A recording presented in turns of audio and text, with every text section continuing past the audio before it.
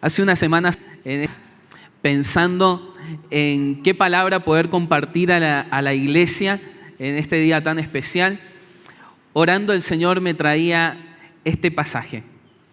Yo soy el alfa y la omega, el principio y el fin, el que es y que era y que ha de venir, el Todopoderoso. Lo primero que vamos a ver es qué significan estas palabras. Porque sin duda uno siente alfa y omega y dice, ¿en qué idioma está hablando este pibe? ¿No? Bueno, el alfa es la primera letra del alfabeto griego y omega es la última letra del alfabeto griego. En definitiva, el Señor está diciendo, yo soy el comienzo y soy el final. Está diciendo, yo soy la A y la Z. Dentro de la A y la Z pasan muchas cosas. Dice, todo se encierra dentro de mí. Es decir, que cada uno de nosotros, todo pasará entre el alfa y el omega. Todo ha pasado, todo pasará y todo terminará en el Señor. También lo que el Señor está diciendo es que Él es independiente del tiempo. Está diciendo que Él tiene la última palabra en cualquier asunto. Él es el que tiene el tiempo en sus manos. Él es el que existe en sí mismo. Él estaba al principio de todas las cosas y estará también al final. Él siempre existió y siempre existirá. Dice Juan capítulo 1 versículo 3. Por medio de Él todas las cosas fueron hechas y sin Él nada de lo que es podría haber sido hecho. Él es el Dios eterno. Pese que hay algunas sectas, ¿sí?, y movimientos que dicen que Jesús no es eterno, la misma palabra va a decir de Jesús en estos pasajes navideños que hemos visto. Va a decir que Jesús es el Dios eterno, el Dios fuerte, el Padre eterno. Es decir, que cuando vemos a Jesús, vemos a Dios. Cuando vemos a Jesús, vemos al Padre. Lo que está diciendo el alfa y el omega también es que Jesús es el Dios del Antiguo Testamento. Él es el Yahvé. Miren lo que va a decir la Escritura en Isaías capítulo 41. ¿Quién realizó esto? ¿Quién lo hizo posible? ¿Quién llamó a las generaciones desde el principio? Yo, el Señor, soy el primero y seré el mismo hasta el fin. También va a decir, escúchame Jacob, Israel, a quien yo he llamado. ¿Yo soy qué? Dios. Yo soy el primero y yo soy el último. Acá está hablando Dios y está diciendo las mismas palabras que Jesús. Está diciendo que Él es el alfa y el omega. Decir que Él es el alfa y el omega significa que Él es el autor y consumador de nuestra fe. Él es la totalidad, la suma y la sustancia de las Escrituras. Lo vemos en el primer versículo de Génesis y lo encontramos al final en el Apocalipsis. Él es el cumplimiento.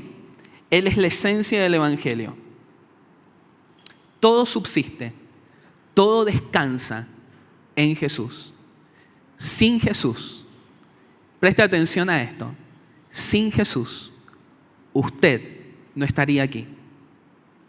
Aunque usted no le haya reconocido a Jesús, aunque usted sea una persona que no quiere saber nada con Él, si usted hoy respira, es porque Él, por su gracia, se lo está permitiendo.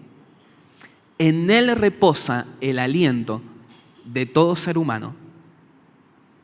Y Él hace salir el sol sobre justos e injustos. Ahora, esto de yo soy el alfa y el omega, estas palabras cobran significado cuando observamos a quién están dirigidas. El alfa y el omega, estas palabras se le dijeron a una persona. Se le dijo a un grupo de personas también. Y quisiera que pudiéramos ver los destinatarios. Mire este versículo. donde encontraremos a quién está dirigida. La revelación de Jesucristo que Dios le dio para manifestar a sus siervos, ahí vemos los primeros destinatarios, las cosas que deben suceder pronto, la declaró enviándola por medio de su ángel a sus siervos las cosas que ha visto. Bienaventurado el que lee y los que oyen las palabras de esta profecía y guardan las cosas en ellas escritas, porque el tiempo está cerca. Juan, acá vemos el otro destinatario. ¿A quién? A las 7 iglesias que están en Asia.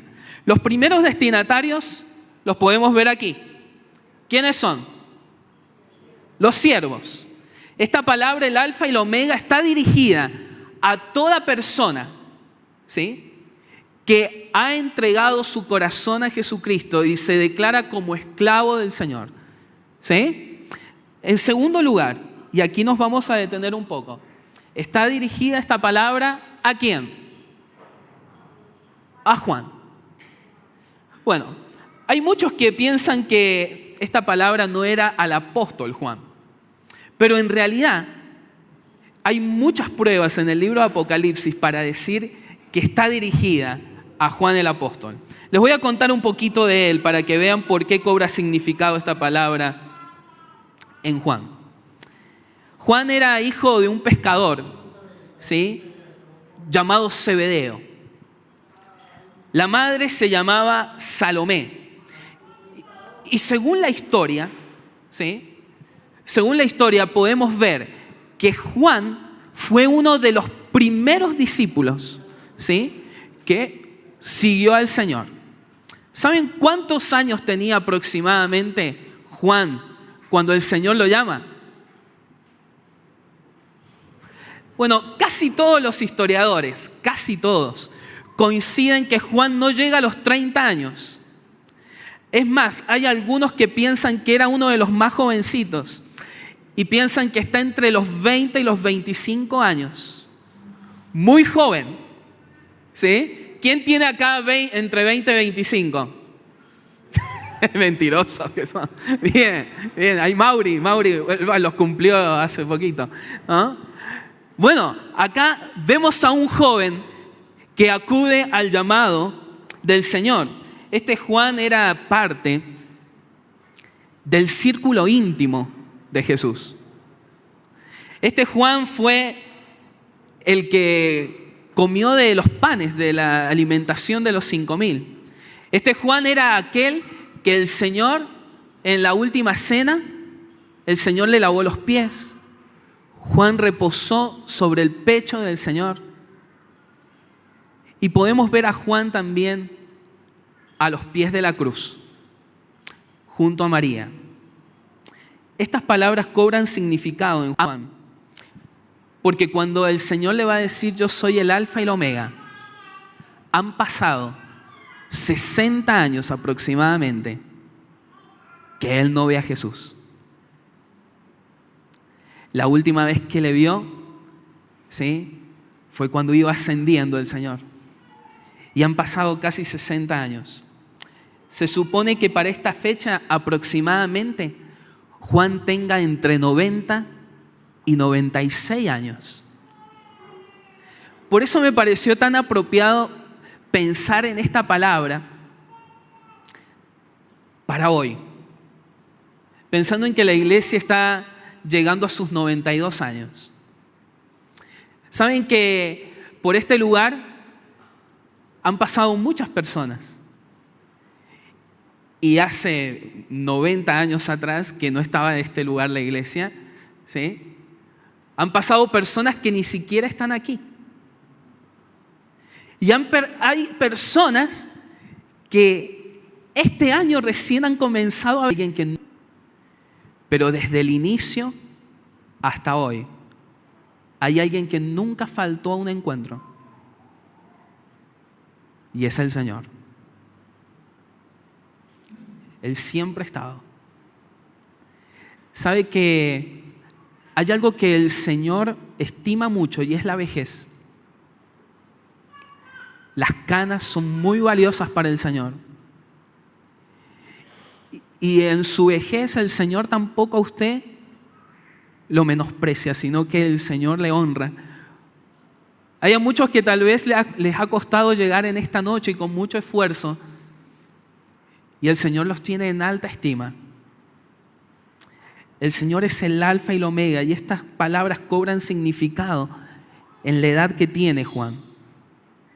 Saben que es interesante lo que va a decir el versículo 9. Acompáñenme a Apocalipsis capítulo 1, versículo 9.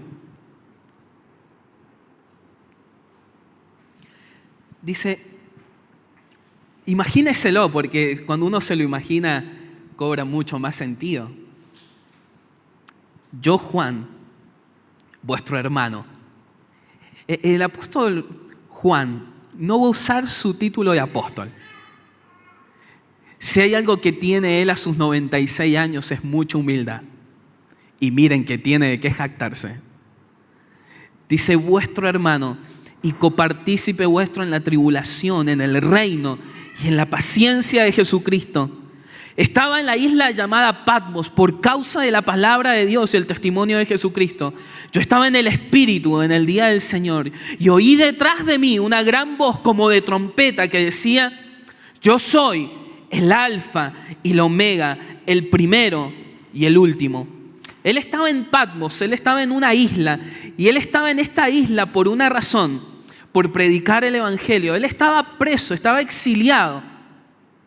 Ahora, me llama la atención que en este contexto Juan está necesitando estas palabras. Está diciendo a los 96 años, Dios a través de Jesucristo le está diciendo estas palabras. Yo soy el que pone punto final a tu historia. Juan podría decir, bueno, ya todo está terminado, pero él a esta edad está comenzando a escribir una de las mayores revelaciones, el Apocalipsis. En medio de este panorama, en medio de tanto sufrimiento, saben que al apóstol Juan lo llevan a la isla de Patmos y lo llevan totalmente quemado con aceite hirviendo. Lo han metido en una tina de aceite hirviendo, lo han sacado antes que muera y todo quemado lo llevan a la isla de Patmos. Y él en medio del sufrimiento, en medio del dolor, recibe esta revelación. Juan, yo soy quien termina tu historia. Yo estuve en el principio y también estoy en el final. Juan, yo no te he dejado, no temas, no temas. Saben que hay muchas personas en la Biblia que podrían haber pensado que era lo último que vivirían. Pero me sorprende que cuando las personas piensan que ya está, que no hay más para adelante, el Señor se presenta y dice hay mucho más. Algunos ejemplos, Abraham y Sara, de uno ya casi muerto, el Señor le da un hijo. ¿Quién tiene acá 100 años? Ahora nadie levanta la mano. Ahora nadie se hace el chistoso. Muy bien. Pero ¿saben qué? A esa edad el Señor le dio un hijo. A Zacarías y a Elizabeth, el ángel le dice en la vejez, no hay nada imposible para Dios. A Moisés, Dios lo llamó, ¿saben a qué edad? A los 80 años. ¿Quién tiene 80 años aquí? ¿Quién puede decir a los 80, Cacho, no podés decir que todo está terminado? No podemos decirlo. Caleb en su vejez recibió un monte por heredad. Josué en su vejez murió lleno de días. Sansón, pese a su necedad, cuando se arrepintió y se humilló de verdad, Dios le dio una oportunidad más. Los amigos de Daniel pensaban que todo estaba terminado, un horno de fuego calentado 7 veces más. El Señor estuvo con ellos. Daniel en el foso de los leones. Elías quería dejarse morir, totalmente depresivo. Corre y dice, ya está. Solamente yo he quedado. ¿Cómo solamente vos? Hay 7,000 todavía, le dice el Señor. Volvé porque hay mucho camino que te resta. Jeremías. ¿Saben qué dijo Jeremías? Hasta aquí. Se terminó. Ya no puedo más. Y miren lo que va a decir. Me sedujiste, oh Señor.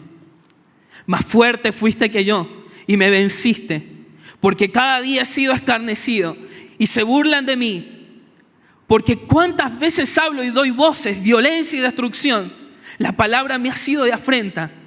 Y dije, no me acordaré más de él y no voy a hablar más en el nombre del Señor. No obstante, había en mi corazón como un fuego ardiente metido en mis huesos y traté de sufrirlo y no pude. Los discípulos de Emaús, desesperanzados, Jesús les sale al encuentro y a ellos les vuelve a arder el corazón. Los discípulos en el aposento alto, sus sueños rotos, sus esperanzas rotas. El Señor traspasa las paredes y les dice, paz, yo he vencido. Pedro, luego de traicionar a su maestro, vuelve a pescar. El Señor lo encuentra y le dice, ¿me amas? Palabras de restauración. Marta y María, ante la muerte de Lázaro, el Señor les dice, no les he dicho que si creen verán la gloria de Dios, pues yo soy la resurrección y la vida. El que está muerto vivirá. Jacob, yo no te voy a dejar hasta que haya dicho lo que te he dicho. ¿Qué sueño hemos enterrado? ¿En qué nos hemos dado por vencido? Saben que con Jesús todo vuelve a comenzar. Él es el alfa y la omega. Pero estas palabras no solamente están dirigidas a Juan. Estas palabras están dirigidas ¿a qué más? A las 7 iglesias.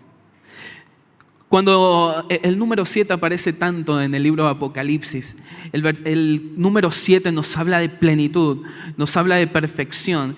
Y más allá de que estaba dirigida esta carta literalmente a las iglesias de Asia, podemos decir que también esta palabra, el alfa y el omega, está dirigida a la iglesia de hoy, a la iglesia Mendoza Centro, a cada uno de nosotros.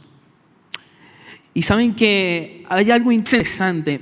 Jesús se va a presentar, y esto lo vimos bastante en el libro de Hebreos, se va a presentar como el sumo sacerdote que se pasea en medio de los candelabros, que son símbolo de la iglesia. Y miren lo que va a decir Apocalipsis capítulo 1. Y me volví para ver la voz que me hablaba conmigo. Y vuelto, vi 7 candeleros de oro, y en medio de los 7 candeleros a uno, semejante al Hijo del Hombre, vestido de una ropa que llegaba hasta los pies, y ceñido por el pecho con un cinto de oro. Saben que el cinto ahora ya no tiene oro, el cinto es de oro. Está el Señor Jesús ahí representado como el sumo sacerdote de la iglesia, no solamente vestido de sacerdote, sino también como rey. No sé si recuerdan esto, pero una de las tareas del sumo sacerdote es llenarlos de aceite. Y tenía una tijerita, el sumo sacerdote, que es una despabiladera, no es para despabilar. No. Algunos que están dormidos vendría bien un despabile. No, era para cortar el pábilo cuando empezaba a echar mal olor y echaba humo. El Señor se presenta como el sumo sacerdote, como aquel que se pasea por en medio de nosotros y dice, ¿quién está falto de aceite? ¿Dónde están aquellos que no están brillando? Aquellas lámparas que se están apagando. Y el Señor viene con aceite, símbolo de su Espíritu Santo, llenándonos. Y corta todo aquello que es de la carne, del egoísmo, que echa humo, pero no fragancia al Señor. Y lo corta para que podamos brillar como el Señor quiere. O sea que el Señor está aquí en medio de nosotros. ¿Se ha paseado el Señor este año por la iglesia? Amén. ¿Ha disciplinado el Señor? Amén. ¿Ha fortalecido? El Señor nos ha llenado. Hay algunos que están más llenos que antes. Y hay algunos que están reflejando muchos más de Jesús que al principio. ¿Saben que el Señor le va a decir a la iglesia en el capítulo 2 y 3? Se encarga de decirnos que nos conoce como iglesia.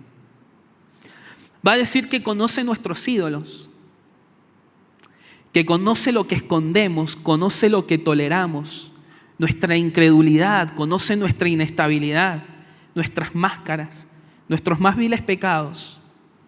Pero también va a decir que Él conoce las obras. ¿Quién ha servido al Señor durante este año? Hay algunos que lo hicieron más expuesto, otros más en silencio. El Señor dice, yo conozco tu servicio, tu arduo trabajo. Conozco cada día que oraste. Estuve cada vez que derramaste una lágrima. Conozco tu fe, conozco tu fuerza, conozco dónde estás hoy y dónde vas a estar mañana. Conozco tu paciencia. He estado en cada momento. ¿Saben que hay algo que me encanta con respecto a la iglesia? Y para mí ha sido de mucho ánimo. El Señor va a decir en el versículo 16, tenía en su diestra las 7 estrellas. ¿Saben quiénes son las 7 estrellas? Bueno, casi todos coinciden en que son los dirigentes o autoridades de la iglesia. Aquellos que están en un lugar de liderazgo. Bueno, quiero decirles que el Señor nos tiene en sus manos. Qué hermoso que es estar allí. Porque las manos del Señor son atentas